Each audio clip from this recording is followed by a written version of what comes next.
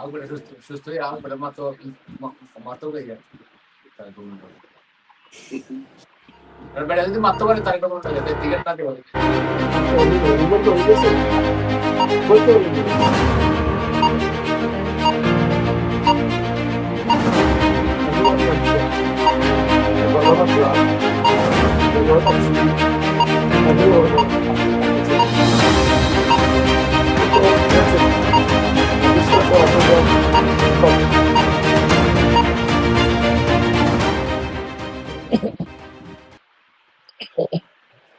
দর্শক, আপনারা যারা বিশ্বের বিভিন্ন প্রান্ত থেকে দেখছেন, আপনাদের সবাইকে জানাচ্ছি শুভেচ্ছা। পলিটিক্যাল ডটে যে দর্শক রয়েছেন, আপনারা জানেন আমরা সমসাময়িক বিষয় নিয়ে কথা বলার চেষ্টা করি।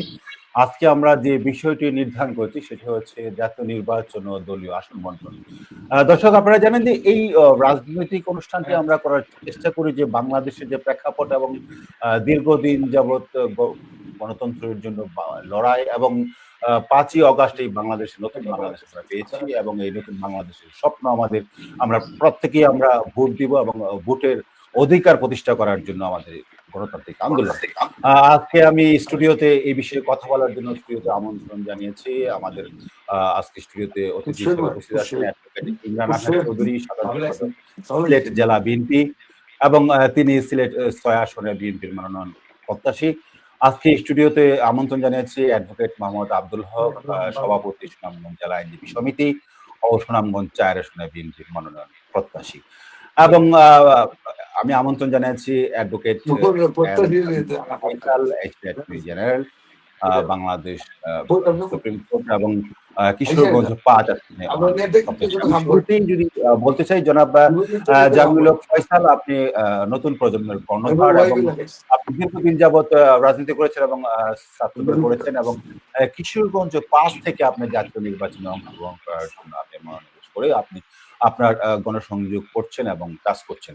আমি যদি আপনার কাছে বলতে চাই যে এই বাংলাদেশে যে জাতীয় নির্বাচনের যে প্রেক্ষাপট, আমরা দীর্ঘদিন যে আমাদের ভোটের অধিকার প্রতিষ্ঠা করার জন্য আন্দোলন সংগ্রাম, এই জাতীয় নির্বাচনটি আগামী ফেব্রুয়ারি মাসে অনুষ্ঠিত হবে, আমরা সকলেই জানি এবং ইতিমধ্যেই ডিক্লেয়ার্ড হয়েছে।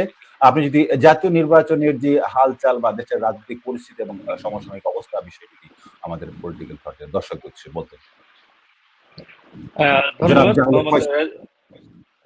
ধন্যবাদ মোহাম্মদ রেজাউল করিম ভাই, আপনাকে আমাকে এই অনুষ্ঠানে আমন্ত্রণ জানানোর জন্য। আমার সহ আলোচক হিসেবে দুইজন আছেন যারা বর্ষিয়ান জননেতা, দুইজনই তাদের নিজ নিজ জায়গায় সফল মানুষ, আমি ওনাদেরকে স্বাগত জানাচ্ছি।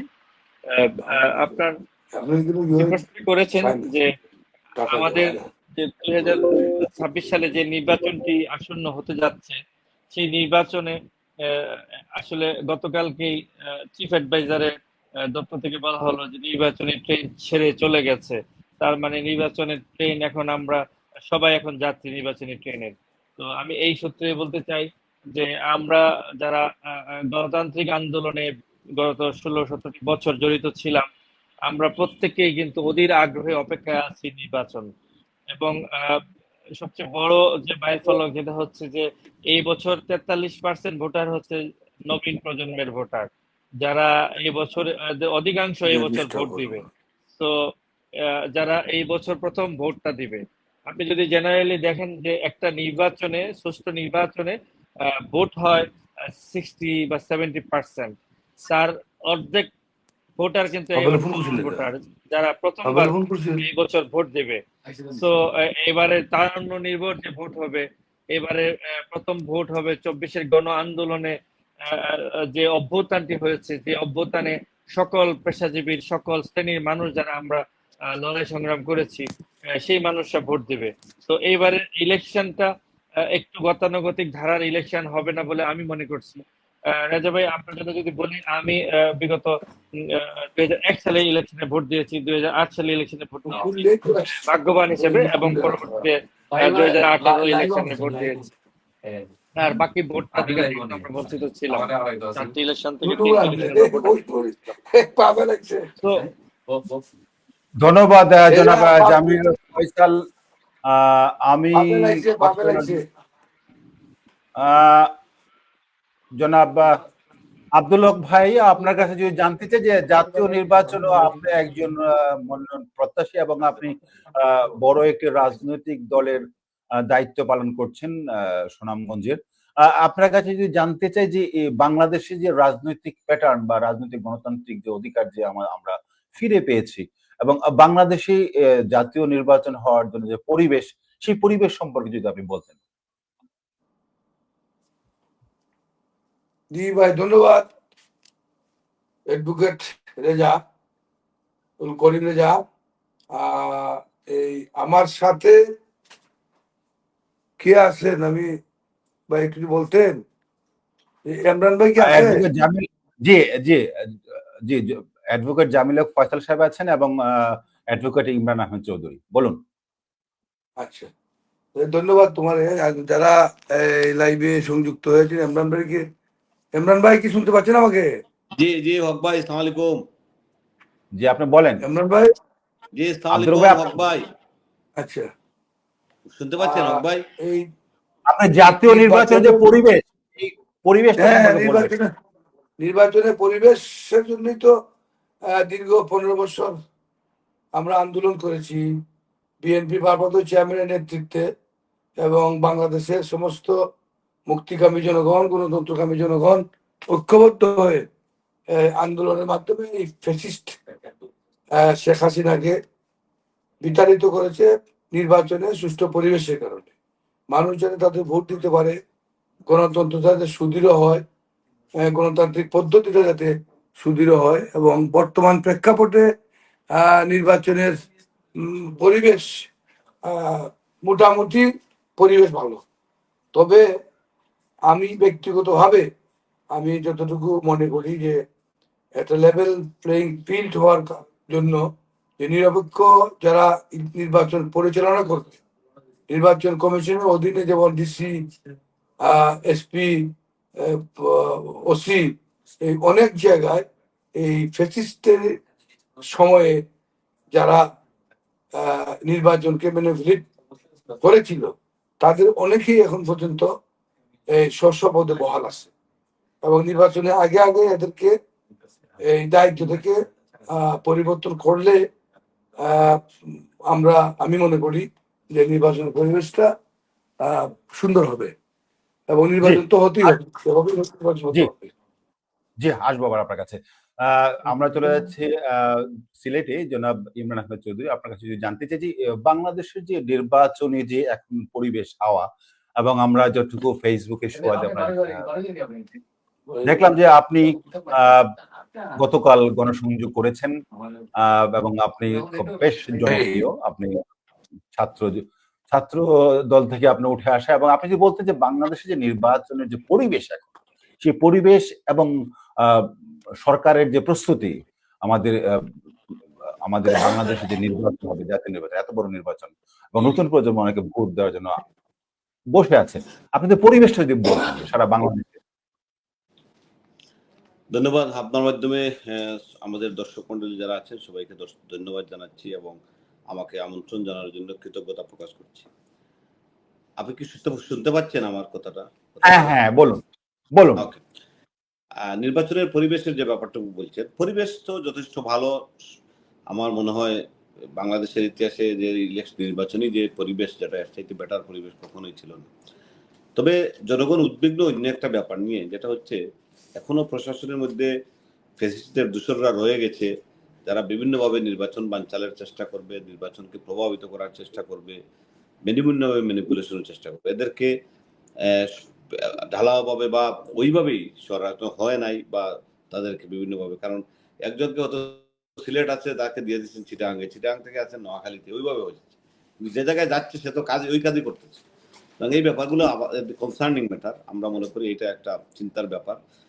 পাশাপাশি আরেকটা ব্যাপার ইদানিং আমরা 5ই আগস্টের পরে লক্ষ্য করছি যে বিভিন্নভাবে একটা রাজনৈতিক দলের তাদের আন্ডারগ্রাউন্ড বাহিনীরা যেভাবে প্রচার প্রপাগান্ডা এবং মিথ্যাভাবে একটা বিভিন্ন রাজনৈতিক দলের নেতৃত্বের চরিত্র হরণ থেকে লাগিয়ে পার্টির বিভিন্নভাবে খারাপ বাজে কাজগুলো, যেভাবে বাজে মানে ভুয়া তথ্য দিয়ে মানুষের সামনে উপস্থাপন করছে, যেটা এই যে অতিরিক্ত স্বাধীনতার যেটা সুযোগ নিচ্ছে তারা বিভিন্নভাবে, এটা সোশ্যাল মিডিয়া প্ল্যাটফর্মে বেশি পরিচালিত হচ্ছে আমরা দেখতে পাচ্ছি।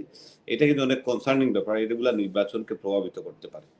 এবং তারা যেভাবে মানে ভুয়া ভুল কথাগুলো, এবং আরেকটা ব্যাপার আমি দেখেছি ইদানিং যে ধর্মের নাম নিয়ে মানুষের কাছে ভোটের যে চাওয়ার যে প্রবণতাটা অত্যন্ত বেশি তাদের মধ্যে। এমনকি কেউ বলছে যে ওইটা ভোট দিলে জান্নাতের টিকিট পাওয়া যাবে, আরেকজন বলছে যে আমরা মানুষের ধর্মীয় অনুভূতিটাকে তাকে সেভাবে কাজে লাগানোর জন্য।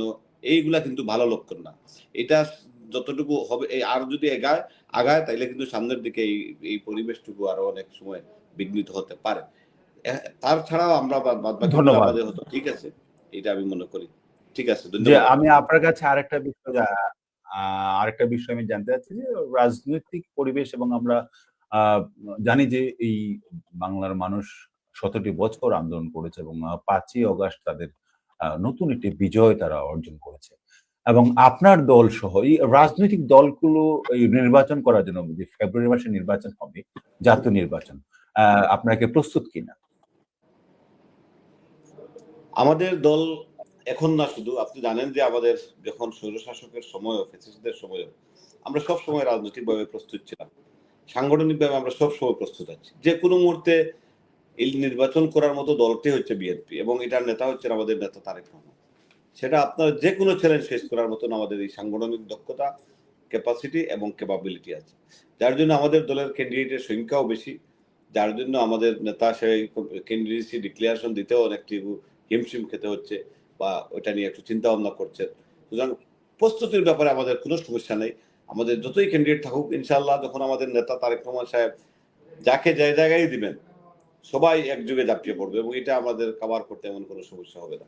তো আমাদের প্রস্তুতি শতভাগ আছে, এবং এই প্রস্তুতি নিয়ে আমার বিশ্বাস ইনশাআল্লাহ আগামী নির্বাচনে আমরা বিজয় লাভ করব। জি, আপনার কাছে যদি আমি আরেকটি বিষয়ে, আপনি অনেক বিজ্ঞ রাজনীতিবিদ এবং দীর্ঘ অভিজ্ঞতা, এবং সিলেট বিভাগে আপনি কাজ করছেন, এবং সিলেট 6 আসনে আপনি একজন মনোনয়ন প্রত্যাশী। আপনার কাছে যদি আমি জানতে চাওয়া যে বাংলাদেশের যে রাজনৈতিক পরিবেশ, বা এই গত কিছুদিন আগে যে আমাদের গণভোট এবং জাতীয় নির্বাচন দুটো একসাথে হওয়ার জন্য একটি সিদ্ধান্ত হয়েছে, সেটি কি মনে করেন যে বাংলাদেশের যে জনগণ রয়েছে, বা আমরা যারা রয়েছি নতুন ভোটার বা আগে পুরনো ভোটার, সেই আমরা অভ্যস্ত কিনা, বা এই বিষয়টা দুটো একসাথে সম্ভব কিনা, গণভোট যেহেতু এবং এখানে জাতীয় নির্বাচন? হ্যাঁ বুঝছি আমি, যেহেতু এখানে একটা ঐক্যমত্য কমিশনে সকল রাজনৈতিক দল একটা ঐক্যমত্যে পৌঁছেছে, এবং আমাদের ঐক্যমত্য কমিশনে আমাদের দলের যে মুখপাত্র যিনি, উনিও সেটাকে সমর্থন করেছেন যে না, এটা একটা গণভোট হলে ভালো হবে। আর এটাও ঠিক, আপনি আইনের মানুষ, আমিও আইনের মানুষ, আপনারা আমাদের জানা আছে যে যে কোনো ফান্ডামেন্টাল অনেক কিছু চেঞ্জ করতে হলে, যেটা আমাদের নেতা শহীদ রাষ্ট্রপতি জিয়াউর রহমান প্রবর্তন করেছিলেন বাংলাদেশের সংবিধানে, যেটা ফ্যাসিস্টরা সেই সংবিধানের অংশটুকু তুলে ফেলেছিল। সুতরাং এটা গণভোটের এই ব্যাপারটুকু হলে এটা খারাপ হবে না। জনগণের ডাইরেক্ট ম্যান্ডেট নিয়ে একটা কনস্টিটিউশন বা একটা কনস্টিটিউশনাল অ্যামেন্ডমেন্ট যদি হয়, সেটা অনেক টেকসই হবে, এবং সেটা নিয়ে আমাদের কাজ করতেও পাবলিকের সুবিধা হবে। এবং যেটা বলেছেন যে একদিনে ধন্যবাদ। হওয়ার সুবিধাটা হচ্ছে যে একটা নির্বাচন করতে অনেক টাকা খরচ হয়। সুতরাং যেহেতু ন্যাশনাল ইলেকশন আছে, এবং এই ইলেকশনের দিন যেহেতু মানুষ ম্যান্ডেট দিবে তাদের প্রতিনিধি, সেদিন যদি মানুষ তাদের নিজস্ব ভোট দিয়ে দেয়, তাহলে এটা আমার মনে হয় এটা কোনো দুঃখের কিছু না, এটা যুক্তিসঙ্গত এবং বাস্তবসম্মত হবে। আমি বিশ্বাস করি সেটা যখন একমত হয়েছে, এটা নিয়ে আমরা আসলে এইভাবে বিতর্কে না গেলেই ভালো হবে। ধন্যবাদ আপনাকে। ধন্যবাদ জনাব ইমরান আহমেদ চৌধুরী। আমরা চলে যাচ্ছি জনাব ফয়সাল, আপনার কাছে জানতে চাই যে আপনার নতুন প্রজন্মের একজন ভোটার, এবং নতুন প্রজন্মের একজন বিএনপির প্রার্থী হিসেবে আপনি ঘোষণা করেছেন কিশোরগঞ্জ 5 থেকে। আমরা যদি জানতে চাই যে এই বাংলাদেশের যে নির্বাচনী প্রেক্ষাপট চলছে এখন আপনার দলেও, বা সকল দলের মধ্যে যে নির্বাচনী প্রেক্ষাপট, একই আসনে অনেক প্রার্থী থাকে, আপনি কি মনে করেন যে এই নির্বাচনের যে প্রার্থী ঘোষণা দ্রুত করা উচিত, বা আপনার দল বা অন্যান্য দল এই যে 5 জন 6 জন করে প্রতিটা আসনে প্রার্থী রয়েছে, এই আসন বন্টনটা কি খুব দ্রুত প্রত্যেকটি দলের করা উচিত বলে আপনি মনে করেন? হ্যাঁ, ধন্যবাদ রাজা ভাই। আমি একটু কারেকশন করি। নতুন প্রার্থী ঘোষণা না, আমাদের দল কিন্তু 16 বছর ভোটাধিকার আন্দোলন করেছে, ভোটের অধিকারের জন্য লড়াই করেছি আমরা। তো আমরা তো নির্বাচনমুখী ছিলাম না, আমাদেরকে 18 সালের নির্বাচনে আমাদেরকে অনেকটা কৌশল করে নেওয়া হয়েছিল। তো বাকি সময়টুকু তো আসলে কারোরই, আমরা যারা বিএনপি করি কারোরই প্রার্থিতা দিয়ে বা প্রার্থিতা ঘোষণা করে সেই প্রেক্ষাপট ছিল না। হ্যাঁ, তো আমরা যখন ইলেকশন রাজনীতি শুরু হয়েছে, আমরা যখন আন্দোলন থেকে একটা রাজনৈতিক স্টেবল জায়গায় আসছি, আমরা সকলেই এখন যার যার আসন থেকে আমরা প্রার্থী হয়েছি। তো এখন এই পরিবেশটা ফিরে এসেছে। এর আগে তো আমরা 5 আগস্ট 2024 আগে আগ পর্যন্ত তো আমরা লড়াই সংগ্রামে নিযুক্ত ছিলাম। আমরা যারা এখানে এসেছি আমরা সবাই আইনজীবী, আমরা আমাদের দলের যে দায়িত্ব আমাদের প্রতি অর্পণ ছিল সেই পবিত্র দায়িত্ব আমরা পালন করেছি। এখন প্রথমটা হলো যে আপনি বলেছেন যে এটা কি দিয়ে দেওয়া উচিত কিনা, দ্রুত দিয়ে দেওয়া উচিত কিনা। প্রথম কথা হচ্ছে দিয়ে দেওয়া যায়, ডেফিনেটলি দিয়ে দেওয়া উচিত, কারণ একটি সংসদীয় আসনে, যেমন ধরেন আমি যেখান থেকে মনোনয়ন প্রত্যাশী, সেখানে 21টি ইউনিয়ন এবং পৌরসভা আছে। তো একটা নির্বাচনের জনগণের কাছে যাওয়া, এবং এই বছর আমরা সব সময় বলে আসতেছি যে এই বছরের নির্বাচন কিন্তু একটু ভিন্ন রকমের নির্বাচন হবে। এইবারে নির্বাচন কোনো ধরনের মিথ্যা দিয়ে, ধোঁকা দিয়ে আপনি কিন্তু ভোট আনতে পারবেন না। আপনাকে আপনার স্বচ্ছতা প্রমাণ করে, আপনার অতীতের কর্মকাণ্ড প্রমাণ করে কিন্তু এই বছর ভোট আনতে হবে। আমাদের নেতা, জননেতা তারেক রহমান সাহেব কিন্তু একটা কথা বলেছেন, এইবারের নির্বাচনে আমরা তাকেই ক্যান্ডিডেট করতে চাই যিনি শুধু আমাদের দলের ভোট নয়, তিনি সাধারণ মানুষের সমস্যা সম্পর্কে অবগত আছেন, সমাধান করার মতো সক্ষমতা আছে। একই রকম ভাবে তিনি কিন্তু অন্য যে সাধারণ ভোটার, যেটা আমরা ফ্লোটিং ভোটার যেটা হিসেবে চিনি, সেই ফ্লোটিং ভোটারে ভোট আনার জন্য, এই জন্য অমুক ভাই তমুক ভাই দল যাদের হাতে অনেক জায়গায় আছে, যে দল সিন্ডিকেট করে পদ পদবি ধরে রেখেছে, তারা মনে করছেন তারাই বোধহয় পেয়ে গেলে। এবারে কিন্তু এতটা সহজে মানুষ ভোট দিবে না। এবং আপনি যদি দেখে থাকেন তাহলে দেখবেন যে এবার না ভোটের বিধানও আসছে, এবং যদি সেটা 50% উপরে হয় তাহলে কিন্তু ইলেকশন বাতিল হয়ে যাবে। তো বেশ কিছু পরিবর্তন তো আসছে, মানুষকে কিন্তু আপনি ধরে রাখতে পারবেন না। এখন আমরা যেটা বলতে পারি যে আমাদের দল তো অনেক জেলায় ডাকতেছে, তাই না? বিভিন্ন আসন ভিত্তিক ডাকছেন অলরেডি আমাদের সর্বোচ্চ নীতি নির্ধারণী ফোরাম। তো এটা একটা সমাধানের দিকে যেতে পারে এটা। আর দলের কাছে আমাদের আবেদন থাকবে যে এই বছর ভোটারদের ভোটারদের যে ধরনের ভোট, যে ধরনের প্রার্থী চাই, নতুন বাংলাদেশে যে ধরনের রাজনীতি হবে। রাজা ভাই, আমি আগেও আপনার অনুষ্ঠানে বলেছি, অন্য মিডিয়াতে বলেছি যে আপনি কিন্তু এবারের কিন্তু নির্বাচন, যদি আপনি মানুষের জন আকাঙ্ক্ষা বুঝতে ব্যর্থ হন, যে দল করবে বুঝতে ব্যর্থ হবে, যে প্রার্থী বুঝতে ব্যর্থ হবে, এবং যিনি নির্বাচিত হয়ে যাবেন তিনি যখন বুঝতে ব্যর্থ হবে, এ দায় কিন্তু পুরো দলকে বহন করতে হবে।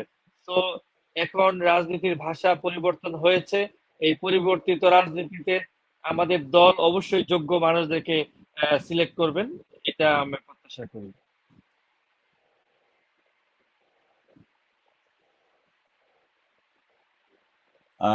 ধন্যবাদ জনাব ফয়সাল আহমেদ। আমরা চলে যাচ্ছি সিলেটে।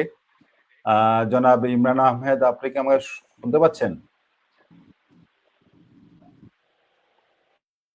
জনাব ইমরান আহমেদ, আপনি কি আমাকে শুনতে পাচ্ছেন?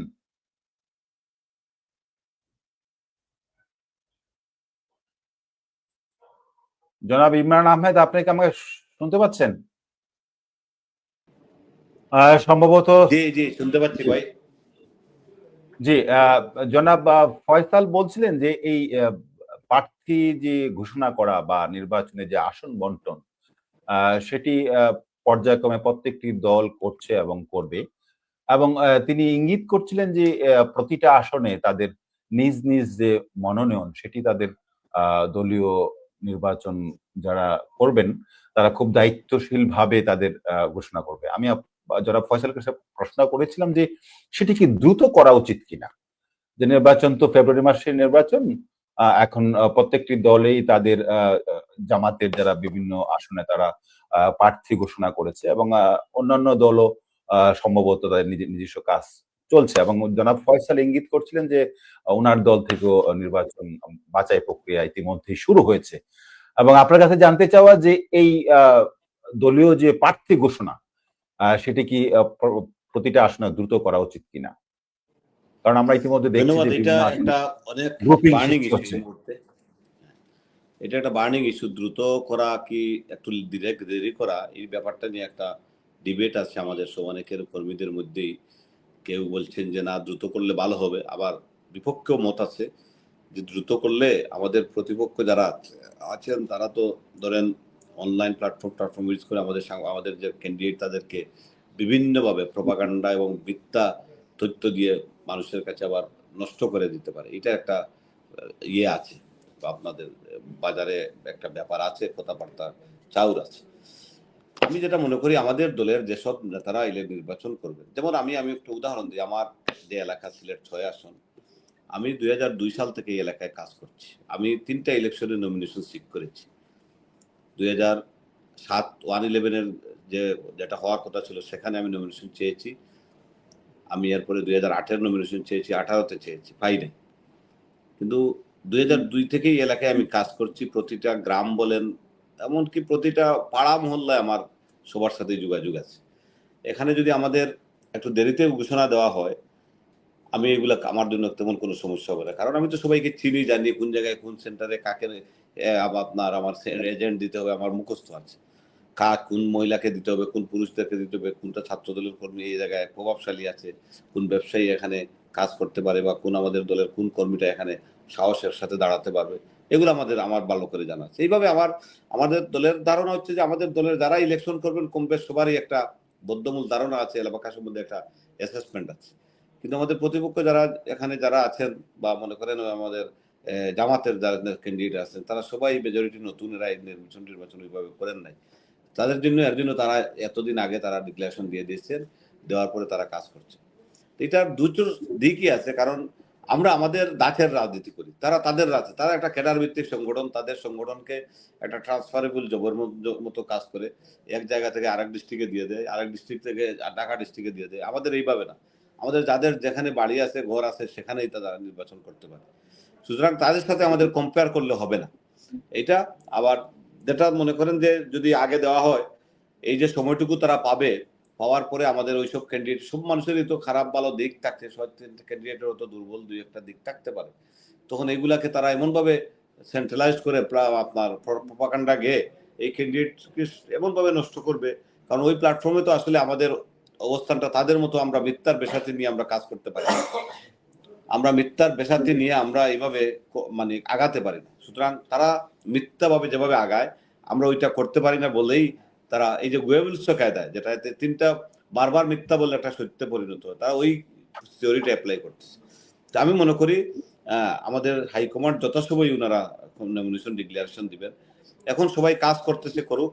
তবে কিছু কিছু জায়গায় একটু বেশি লোকজন, যেমন আমার এলাকায় একজন মানুষ আজ থেকে কয়েক মাস আগে প্রাথমিক সদস্য পদ উনি নিছেন, নেওয়ার পরে এখন উনি নির্বাচনে এমপি প্রার্থী হয়ে গেছে।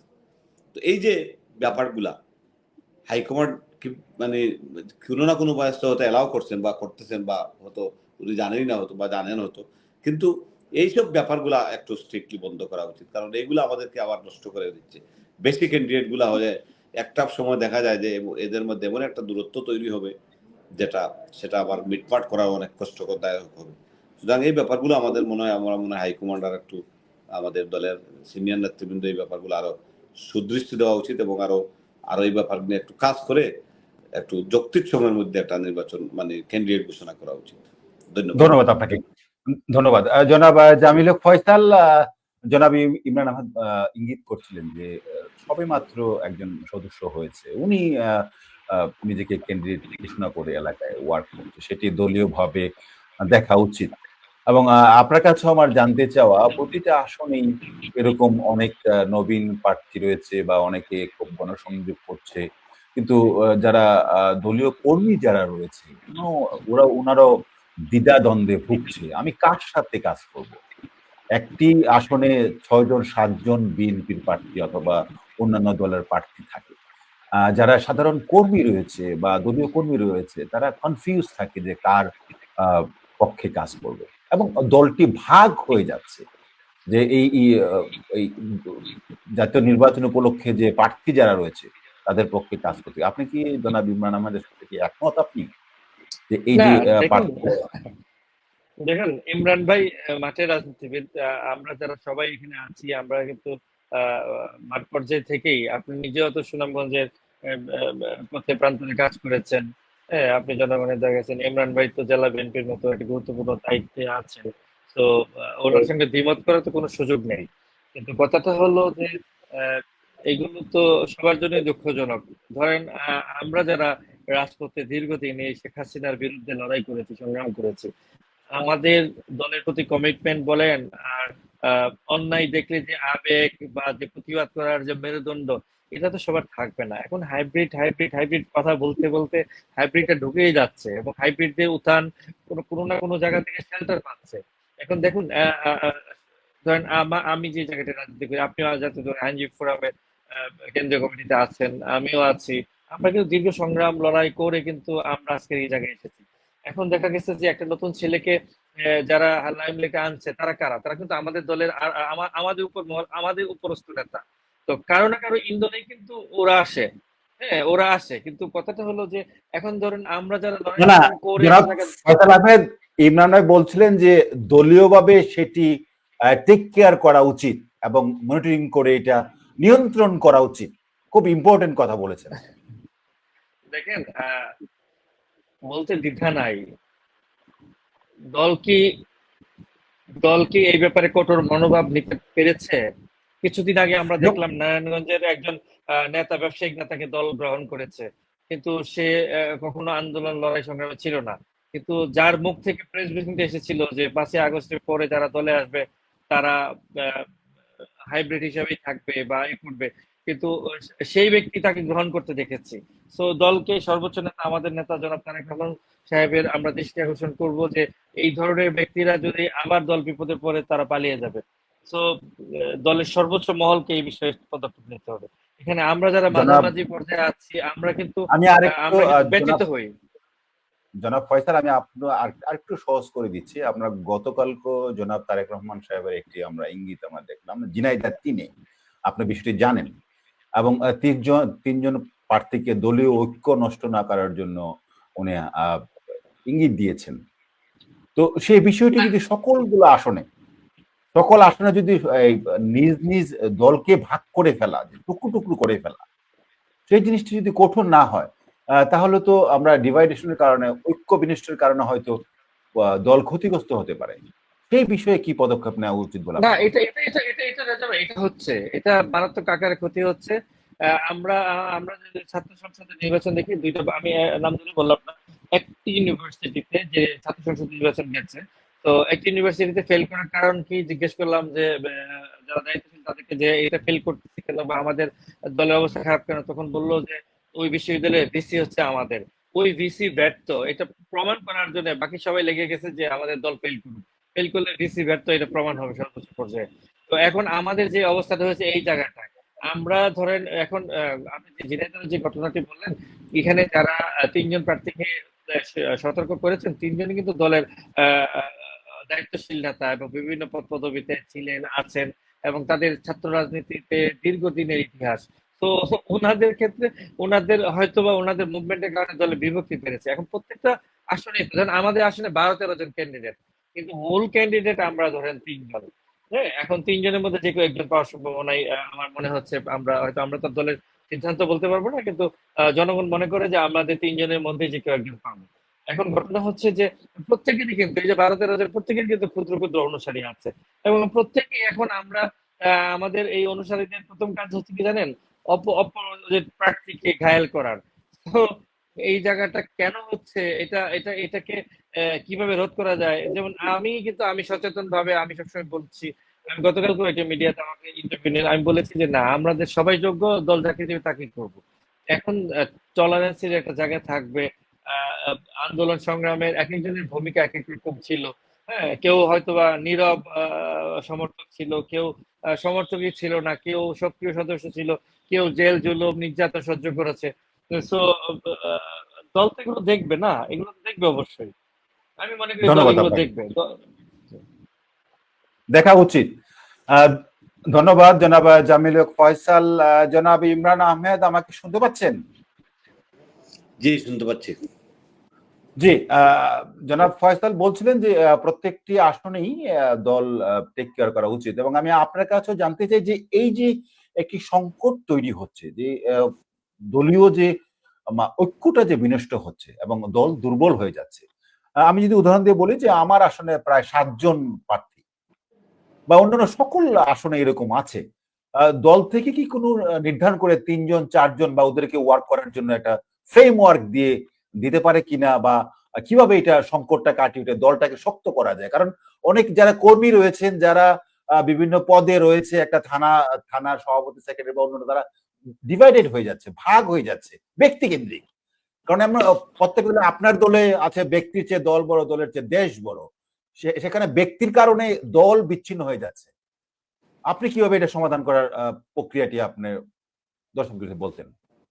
এটা আসলে সমাধান এমন এক জিনিস, সমাধান কারোর হাতে নাই, এটা দলের নেতৃত্বই সেটা সমাধান করবে। আমি যেটা বলতে চাই, এটা উনি যেটা বলছেন, আমাদের ফসল সাহেব রাইটই বলছেন। এই জন্য একটা জায়গায় 10 জন 15 জন 5 জন 7 জন 8 জন, আমার এলাকায় প্রায় 11 জন ক্যান্ডিডেট। আমি বললাম না, আজ থেকে 3 মাস আগে প্রাথমিক সদস্য পদ ফিল আপ করছেন, করে এসে উনি প্রার্থী হয়ে গেছেন। এইভাবে অনেকেই আছে। এই যে প্রাথমিক সদস্য পদ ফিল আপ করার পরে আবার উনি বিভিন্ন নেতৃবৃন্দের সাথে দেখা করে ছবিও দেয়। তো এগুলো তো হাস্যকর জিনিস, মানুষের কাছে একটা হাস্যকর মনে হয়। টাকা পয়সা দিয়ে কিছু মানুষ দোলা করে, এইভাবে আরো অনেকেই আছে, অনেক জায়গায় এই ঘটনাগুলা করছে। কেউ হয়তো 2 বছর আগে আসছে, কেউ এইভাবে অনেক জায়গায় আছে। আমি আর সব কিছু বলতে চাই না, এই অনেয়ারে বলা ঠিকও না। এটা আসলে পার্টির ব্যাপার, ইন্টারনাল ব্যাপার। আমি মনে করি যেটা, এটা আমাদের দল অনেকখানি ক্ষতিগ্রস্ত হচ্ছে। আর এটা বেশি ডিপ হয়ে গেলে প্রতিটা এলাকায় আমাদের শৃঙ্খলা ভেঙে যাবে, আবার এটার এখন রিকনসিলিয়েশন করাটা কঠিন হবে। প্রথম আরো কিছুদিন আগ থেকেই অন্তত 2 জন বা 3 জনের মধ্যে সীমাবদ্ধ রাখা উচিত ছিল, তারপরেও তো আমরা একজনকে সিলেকশন করতে পারতাম। কিন্তু এটা না হয়ে অবাধে সবাইকে সুযোগ দেওয়া হয়েছে। এই সুযোগ দেওয়াটা আসলে কতটুকু যুক্তিযুক্ত হয়েছে জানি না, বাট হয়তো কিছুটা পজিটিভ আছে যে সবাই ধানের শীষের নাম জানলো, নাম জপলো। কিন্তু এটাতে কম্পিটিশনটা বেড়ে গেছে। বিশেষ করে মনে করেন যারা নতুন এসে হঠাৎ করে পার্টিতে জায়গা করে নিতে চাচ্ছে, এরা দ্বিগুণ উৎসাহে, দ্বিগুণ কাজে, দ্বিগুণ টাকা খরচ করে তারা এই নিজের অবস্থান করতে চাইছে, যেটা দিয়ে এই প্রবলেমগুলো ক্রিয়েট হচ্ছে। এটা উনিও ফসল সাহেবও জানেন, আপনিও জানেন। এটা যেমন আমার আসনের, আমি একটি কথা বলি, আমরা অনেক কর্মীকে দোষী, তার সাথে আওয়ামী লীগের নেতার একটা ছবি দেখে ফেলি, আওয়ামী লীগের কোনো এমপির সাথে ছবি দেখে ফেলি বা ইয়ের সাথে। আমার আসনের একজন এমপি প্রার্থী, আমি বলি আপনাকে, উনি শিল্পপতি, তাও উনি 2018 সালে নমিনেশন পাইছেন। আপনি বলি, তার ব্যবসা প্রতিষ্ঠান শেখ হাসিনা নিজে উদ্বোধন করছেন, এবং গতকালকে একটা পত্রিকায় এসেছে আওয়ামী লীগের শীর্ষস্থানীয় 14 জন টাকা পাচারকারীর তালিকায় সে শীর্ষে, তার নামটা আমি নাম বলার দরকার নেই। আপনি এখন এই ধরনের ব্যক্তিও এখন ধরেন নমিনেশন চাচ্ছে, বা সে গত 18 সালে পাইছে, তো নমিনেশন চাইবেই। এখন তাইলে আমার কর্মীটা কি দোষ করলো? যে কর্মী তার নিজের বাঁচার তাগিদে হয়তো একবার আওয়ামী লীগের কোনো মিটিং এ দাঁড়িয়ে হয়তো ছবি তুলে ফেলছে, যে তার নিজের বাঁচার জন্য অথবা তার পুলিশ থেকে বাঁচার জন্য। কিন্তু এইভাবে যে এই যে ঘটনাগুলা, সার্বিকভাবে এইসব ব্যাপারে একটা সিরিয়াসলি একটা কনসার্নিং আসা দরকার। অন্তত যেসব এলাকায় আমাদের নেতৃত্ব, মানে ভালো ক্যান্ডিডেট যারা আছেন, তাদের সম্ভাবনা আছে, সবকিছু মিলে তাদেরকে যেভাবে ইতিমধ্যে বলা হয়েছে যে আগামী 2 সপ্তাহের মধ্যে সম্ভবত একটা গ্রিন সিগন্যাল দিবেন ওনারা, দিলে তো ভালো, এটা খারাপ না, এটা ভালো দিক। আর যারা এখানে হয়তো কনফার্মেশন নাই, কিছু আছে, তাদের মধ্যে শর্ট লিস্ট করে নিয়ে আসা, পরবর্তীতে জনমত জরিপেরও সমস্যা আছে। যে প্রক্রিয়া জনমত জরিপ হচ্ছে, যদিও আমাদের নেতা তারেক রহমান উনি অনেক চেষ্টা করতেছেন যাতে একটা নিরপেক্ষ জনমত জরিপ হোক বা পাবলিক সার্ভেটা হোক, কিন্তু এখন দেখতেছি যেটা, কিছু সংখ্যক টাকাওয়ালারা ওই সার্ভেদেরকে বিভিন্নভাবে পার্শ্ব করার জন্য লিঙ্ক খুঁজতেছে। এবং আপনি জানেন যে এগুলা তো একেবারে অস্বাভাবিক বা অসম্ভব কিছু নাই দেশে। তো এই যে পার্শ্ব করে লিঙ্ক খুঁজতেছে, এখন দেখেন আমার এলাকা গোলাপগঞ্জ বিয়ানীবাজার, আমি আমার এলাকা দিয়ে উদাহরণ দিই। আমার এলাকা গোলাপগঞ্জ বিয়ানীবাজার, আমি গতকালকে যে মিছিল করেছি, অন্তত 20 থেকে 25,000 মানুষ ছিল আমার মিছিল। স্বাধীনতার পরে এত বড় সমাবেশ আর কেউ করতে পারে না। This is the first time I had done. আমার গোলাপগঞ্জে, আমার বাড়ি গোলাপগঞ্জে, এই এলাকায় গত 20 তারিখে আমি মিছিল করেছি। আমরা জানি, আমরা যারা ফেসবুকের দুনিয়া আছে, আপনি খুব জনপ্রিয় একজন। এত সিলেট বিভাগে এত বড় প্রোগ্রাম করতে পারে নাই। তো এই প্রোগ্রামগুলা, হ্যাঁ বলবেন যে প্রোগ্রামে তো জনমত জরিপ হয় না। আরে ভাই, এই প্রোগ্রামগুলা যে সাধারণ মানুষ আছে, এগুলা তো আপনি টাকা দিয়ে নিয়ে আসতে পারবেন না। আমি বলি আমি চ্যালেঞ্জ দিছি, কোনো টাকাওয়ালা ঠিক আছে উনি 5 কোটি টাকা খরচ করে এই ধরনের একটা প্রোগ্রাম করুক, আমি দেখি আপনারা দেখবেন দাঁড়ায় করতে পারেন কিনা। কারণ এটা টাকা দিয়ে ওইভাবে হয় না, মানুষের জোয়ার টাকা দিয়ে থামানো যায় না, আবার টাকা দিয়ে জোয়ার তোলাও যায় না। এটা কিন্তু বুঝতে হবে, আমাদেরকে পারসেপশনটা বুঝতে হবে। এখন মনে করেন জি তারপরেও যদি ম্যানিপুলেশন হয়ে দেখা যায় যে, মনে করেন একটা উদাহরণ দিচ্ছি, ফর এন এক্সাম্পল, জরিপে আমার নাম নাই বা জরিপে আমি 5 নম্বরে আছি, এটা কি বিশ্বাসযোগ্য? বা জরিপে আমি 4 নম্বরে আছি, বা জরিপে আমি 3 নম্বরে আছি। এই ব্যাপারগুলা ওই মনে করেন সিলেট 1 বালা, সিলেট 4 বালা, ওইভাবে অনেকগুলো ব্যাপার আছে। শুধু জরিপে কিন্তু অনেক সময় আসে না, এটা পারসেপশন আসে, মানে সঠিক রেজাল্টও আসে না, আসবেও না। এই ব্যাপারগুলো আমার মনে হয় সিনিয়র নেতৃবৃন্দ বা আমাদের নেতা তারেক রহমান, আমাদের ভরসার জায়গা তো মূলত একটাই, আমাদের নেতা তারেক রহমান। উনি যে নীতি ঘোষণা দিয়েছেন এইবার, এটার উপর দাঁড়িয়ে আমরা তৃণমূলের মানুষ আস্থায় বুক পাচ্ছি যে এইবার অন্তত দলের মধ্যে ইনজাস্টিস হবে না। আমরা যারা মানে ইনজাস্টিসের শিকার হওয়ার আশঙ্কা করি অনেক সময়, বা যারা তৃণমূলের কর্মী হিসাবে, যারা আন্দোলন সংগ্রামের সঙ্গী হিসাবে আমরা মনে করি যে আমরা এইবার অন্তত বঞ্চিত হব না আমরা দলের এই সিদ্ধান্ত থেকে। এইটা আমাদের আসার জায়গা। আমি মনে করি এইবার অন্তত উনি সেইটুকু বঞ্চিত করবেন। ধন্যবাদ আপনাকে। জি আমি একটু আপনার জি কাছ আসবো থেকে আবার। বিদায় নিয়ে নেই, আমার কিছু জনাব মিটিং জামিল, আছে। জি আমাকে একটু যদি দয়া করে জি একটু আপনারা, আমার ভাই আমাদের লার্নের জি ফসল সাহেব এবং লার্নের আমাদের রেজাউল সাহেব যদি অনুমতি দেন, আমি আপনাদেরকে জি বিদায় নিতে ধন্যবাদ। চাই। আপনি ব্যস্ততম সময়ের মধ্যে দর্শক মন্ডলী সবাইকে মধ্যে ধন্যবাদ, আমাদেরকে সময় দিয়েছেন, সেজন্য আপনাকে অসংখ্য ধন্যবাদ। ধন্যবাদ, এবং এবং আরেকদিন আপনার কথা বলবো। জি অসুবিধা নেই। ধন্যবাদ থ্যাংক ইউ, আপনাকে। জনাব জামিল থ্যাংক ইউ। ফয়সাল, জনাব জামিল ফয়সাল, আপনি কি শুনতে পাচ্ছেন আমাকে?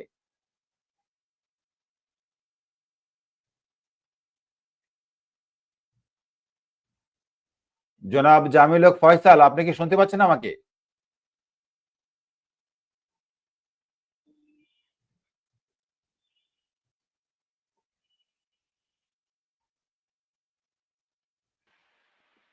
রেজা ভাই শুনতে পাচ্ছেন আমাকে?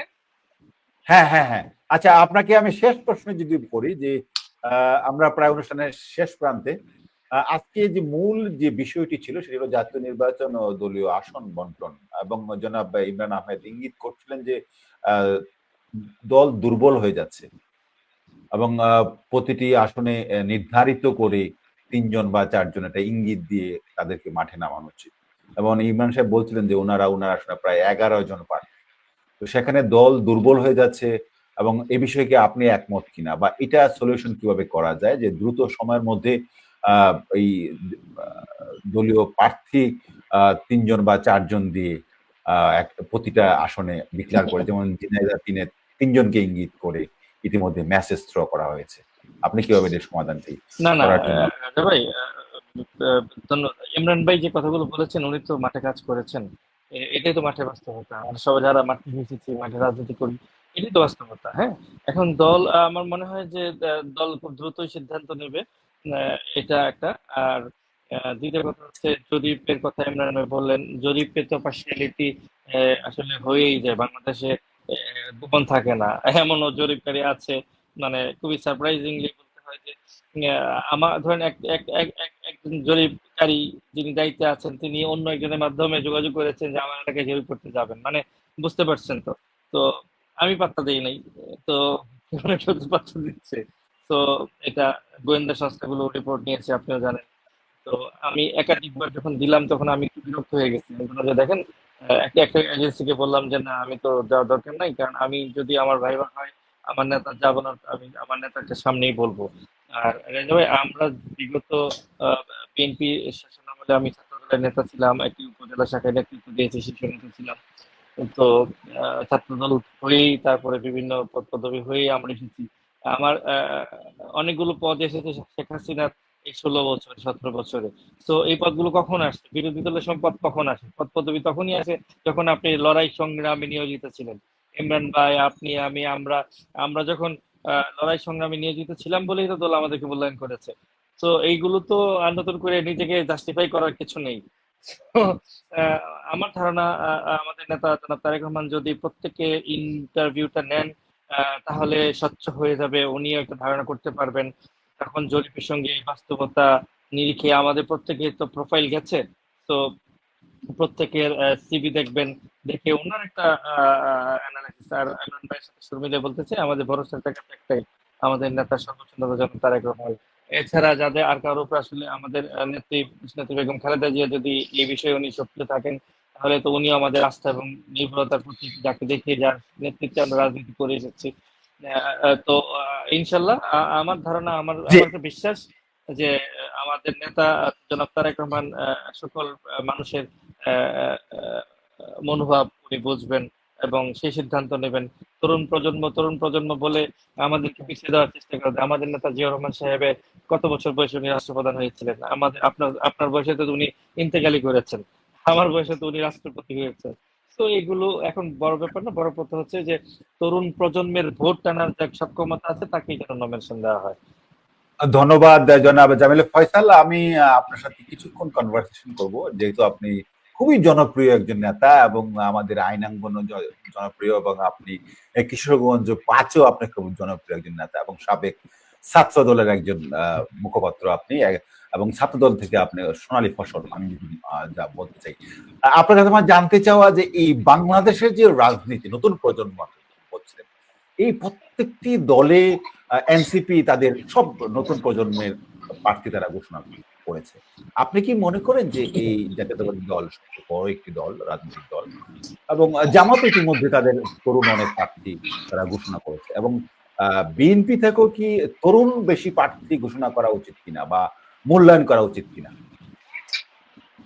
ডেফিনেটলি রাজা ভাই, ডেফিনেটলি এইবারে 2024-এর আন্দোলন অভ্যুত্থানের মূল স্পিরিটই তো ছিল তরুণ প্রজন্ম। আবাল বৃদ্ধা বনিতা সবাই কিন্তু অংশগ্রহণ করেছে, সমাজের সকল পেশার মানুষ অংশগ্রহণ করেছে, কিন্তু লিডারশিপে ছিল তরুণ নেতৃত্বে।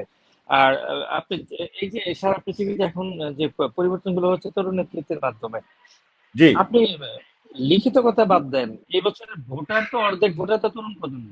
তো এই প্রজন্মের ভোট তো ওদের মতো করে ওরা দিবে। তো তরুণ প্রজন্মের সঙ্গে কানেকশন আছে, তার বিতর্ক নাই, তার শিক্ষা নাই, একটা মানুষ কালো টাকার ব্যবসায়ী মাফিয়া, এই মানুষগুলো কি কোনো কাজে লাগে না ভাই? আওয়ামী লীগের আমরা এই ডুবন্ত নৌকাকে দেখে আমরা বুঝি না?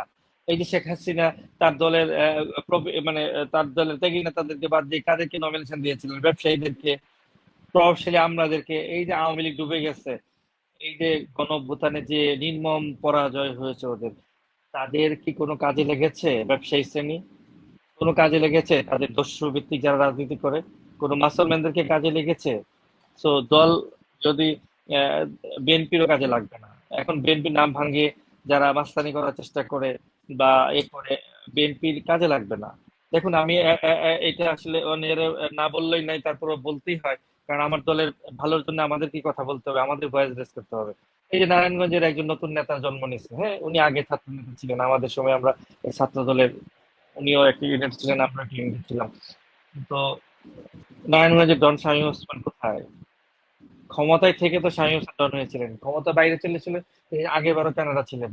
নারায়ণগঞ্জে কি শামীম ওসমান এই ক্ষমতার সময় কোনো ডন লাগে? এখন বিরোধী দল শামীম ওসমান আসছে দেশে, একইভাবে নারায়ণগঞ্জে যে মাস্তানটা তৈরি হচ্ছে, এই মাস্তানদের দলের কি লাভ হবে? তার কোথায় ছিল শেখ হাসিনার সময়?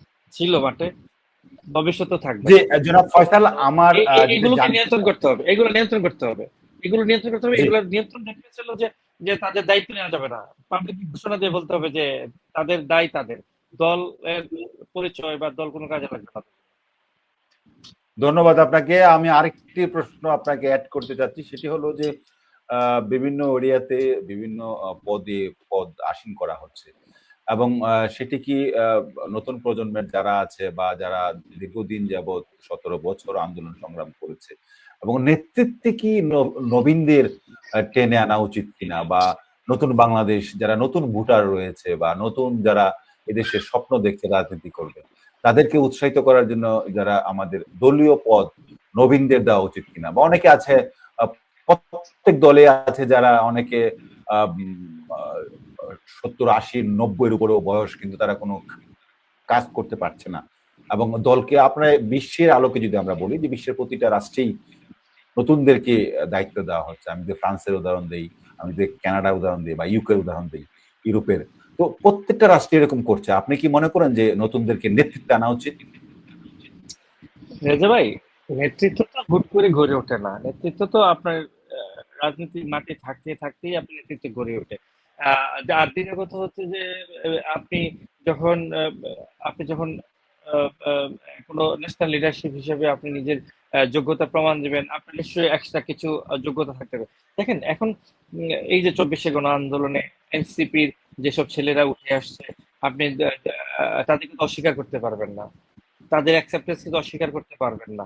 এই যে আজকে এনসিপি তাসলিম তারাদের কথা বলা হয়, হ্যাঁ, আহ, তারা কিন্তু এই রাজনীতিতে তারা বলেন, আপনারা বলেন, আমরা বলি, আমরা কিন্তু এই রাজনীতিতে শুধু নেওয়ার জন্য না, না, আমরা কিন্তু এই রাজনীতিতে দেওয়ার জন্য।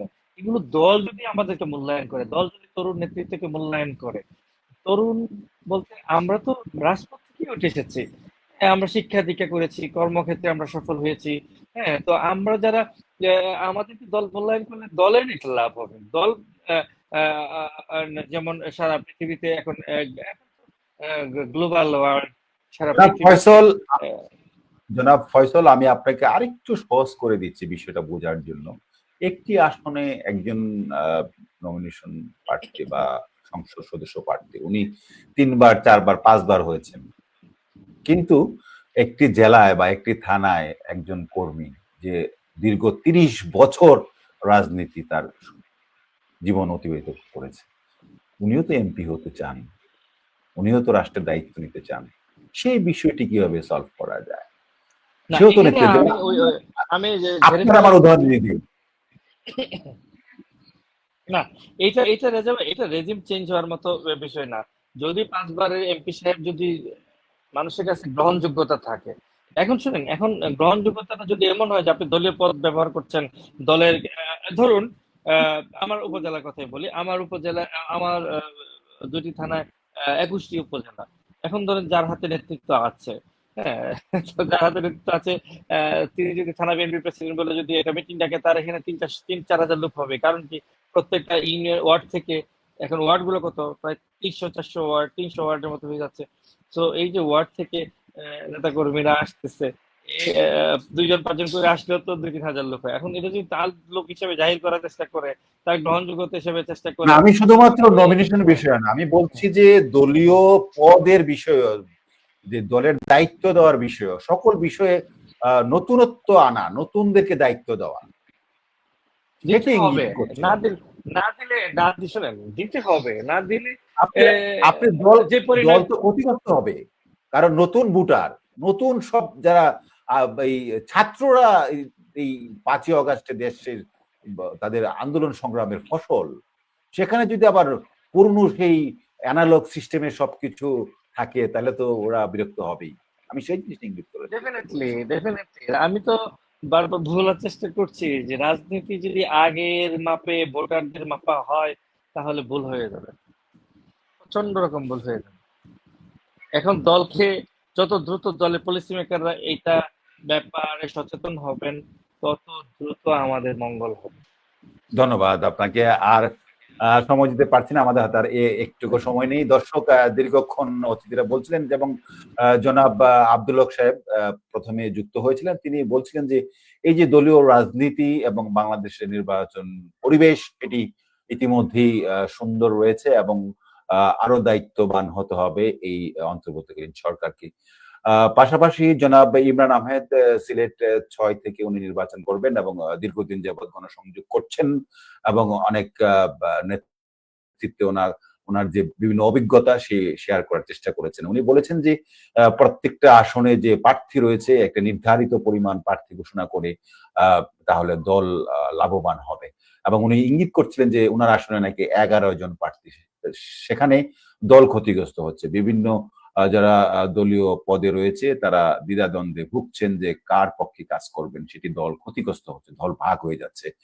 এবং ইমরান আহমেদ আরেকটি কথা বলার চেষ্টা করেছেন যে অনেক ধর্মীয় অনুভূতিকে আঘাত করে অনেক সময় রাজনীতিতে ফায়দা লোটার চেষ্টা করে, সেটি খেয়াল রাখতে হবে রাষ্ট্রকে। এবং অনেক সময় মিথ্যা প্রপাগান্ডা করে ফেসবুক ইউটিউবকে কাজে লাগিয়ে অনেক সময় নির্বাচনকে প্রভাবিত করার চেষ্টা করে, সেটির দিকেও সরকার খেয়াল রাখতে হবে। জনাব জামিল হক ফয়সাল নতুন প্রজন্মের একজন কর্ণধার এবং দীর্ঘদিন যাবত রাজনীতি করে। তিনি ইঙ্গিত করছিলেন যে রাজনৈতিক যে আমাদের বাংলাদেশের প্রেক্ষাপট, সেই প্রেক্ষাপটে নির্বাচনী পরিবেশ রয়েছে এবং দলীয় যে আসন বন্টন সেটি খুব কেয়ারফুলি করতে হবে, নতুবা দল ক্ষতিগ্রস্ত হবে। উনি জনাব জামিল হক ফয়সাল বলছিলেন যে আমাদের দলীয় যে নতুন প্রজন্মের যে যারা রয়েছেন তাদেরকে দায়িত্ব না দিলে হয়তো যারা ভোটার রয়েছে তারা হয়তো চিন্তা করবে, তারা অনেক আন্দোলন সংগ্রাম করে নতুন যারা রয়েছে ছাত্রদের আন্দোলনে এই দেশ আবার নতুন করে জন্ম হয়েছে, সেদিকে যেন দল খেয়াল রাখে। এবং জামিল হক ফয়সাল তার দীর্ঘ অভিজ্ঞতা থেকে সেই রাজনৈতিক প্যাটার্ন থেকে বাংলাদেশে যে নতুন প্রজন্ম রয়েছে তাদেরকে ইঙ্গিত করে বিভিন্ন কথা বলার চেষ্টা করেছেন। দর্শক, আপনারা দীর্ঘক্ষণ আমাদের সাথে ছিলেন, অসংখ্য ধন্যবাদ। আবার কথা হবে অন্য কোনো দিন অন্য কোনো বিষয় নিয়ে। আজকের মতো আমরা পলিটিক্যাল থটের দর্শকদের আবারও শুভেচ্ছা জানিয়ে আজকের মতো অনুষ্ঠান শেষ করছি। ভালো থাকবেন, শুভরাত্রি, শুভকামনা নিয়ন্ত্রণ।